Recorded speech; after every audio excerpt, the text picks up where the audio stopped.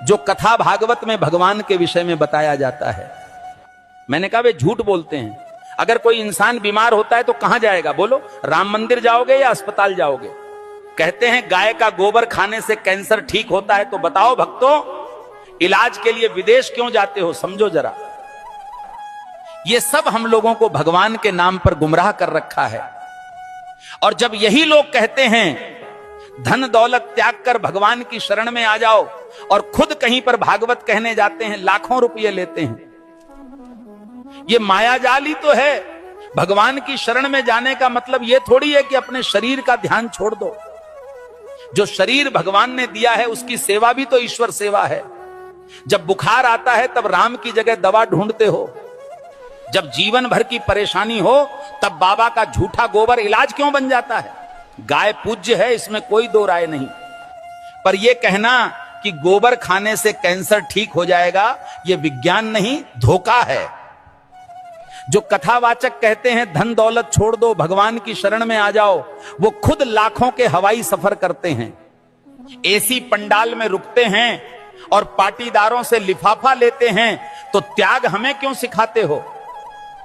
तपस्या की राह हमें क्यों दिखाते हो, जब खुद तुमने उसका कोई अनुसरण नहीं किया? भगवान के नाम पर डर बेचकर जो अपने महल खड़े करते हैं वो संत नहीं, व्यापारी हैं। सच्ची भक्ति वो है जो आंखें खोलती है, ना कि आंखें बंद करवाती है। और आखिर में बात सीधी सी है, भगवान अंधविश्वास से नहीं, सच सेवा और विज्ञान से मिलते हैं। सीताराम सीताराम। भविष्य मालिका कहती है जब पाप बढ़ेगा तो समय न्याय करेगा और धर्म की असली परीक्षा शुरू होगी। 2032 से सत्य युग का आरंभ होगा, लेकिन उससे पहले पूरी धरती हिलेगी। प्यारे भक्तों, 2 सूरज दिखेंगे आकाश में, पर उनमें से एक सूरज नहीं, विनाश का दूत होगा। बंगाल की खाड़ी में गिरेगा अग्निपिंड और समंदर उठकर धरती को लील जाएगा। 7 रात तक सूरज नहीं उगेगा, चांद नहीं दिखेगा, बस अंधकार होगा और भय, जिसे तुम प्राकृतिक आपदा कहोगे। तीसरा विश्व युद्ध दस्तक दे चुका है। शब्द नहीं अब शस्त्र बोलेंगे। भारत पर हमला होगा, परंतु धर्म की धरती कभी झुकेगी नहीं, क्योंकि भगवान कल्कि का अवतार होगा।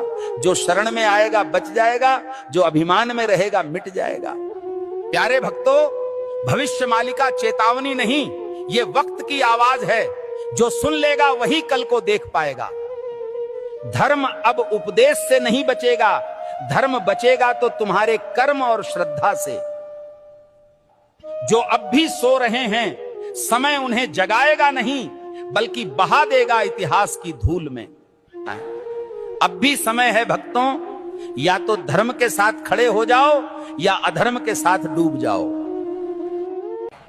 कल सऊदी अरब में आयोजित मेरे सत्संग के दौरान एक भक्त ने मुझसे एक दुखद प्रश्न किया। भक्त ने प्रश्न किया, गुरुजी, क्या राखी बांधने से बड़ी बात यह नहीं कि हर औरत को बहन समझा जाए? अरे मूर्खों, राखी के धागे पर इज्जत की एक्टिंग करते हो और बाकी दिन उसी इज्जत को आंखों से नोचते हो। राखी का धागा इज्जत का प्रतीक है, पर नजरें ही इज्जत न दें तो वो धागा क्या करेगा? जो आज बहन कह रहे हैं, कल उसी जैसी स्त्री को घूरते हैं। यही विडंबना है। जिस दिन पुरुष की नजर नारी को सच में बहन समझने लगेगी, उस दिन हर बेटी, बहन, हर स्त्री सुरक्षित अनुभव करेगी। भाई कहे जाने से कोई बड़ा नहीं बनता, उसके विचारों और दृष्टिकोण में सम्मान हो, यही सच्ची मर्दानगी है। राखी की रस्म निभाना सरल है, पर नीयत की सफाई असली परीक्षा है। हे प्रभु, जो स्त्री को देखकर गंदे ख्याल लाता है वो कभी भाई नहीं बन सकता।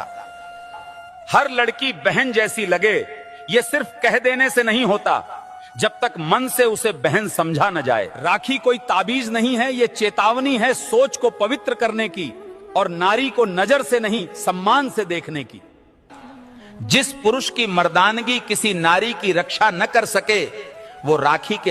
अगर मन में भरा हो छल तो कहीं भी चढ़ा दो जल, नहीं मिलेगा फल। जिस दिन मिटेगा छल तब चढ़ाना जल, मिल जाएगा फल। शास्त्र साफ कहते हैं, जिस घर में वृद्धों की सेवा होती है वहीं ईश्वर निवास करते हैं। जिस हाथ से आप अपने बुजुर्ग को पानी पिलाते हैं, वही हाथ अगर शिवलिंग पर जल चढ़ाए तो वो जल स्वीकार होता है। शिव जी को जल नहीं चाहिए, उन्हें आपके मन की शुद्धता चाहिए, उन्हें दिखावा नहीं चाहिए, उन्हें संवेदना चाहिए।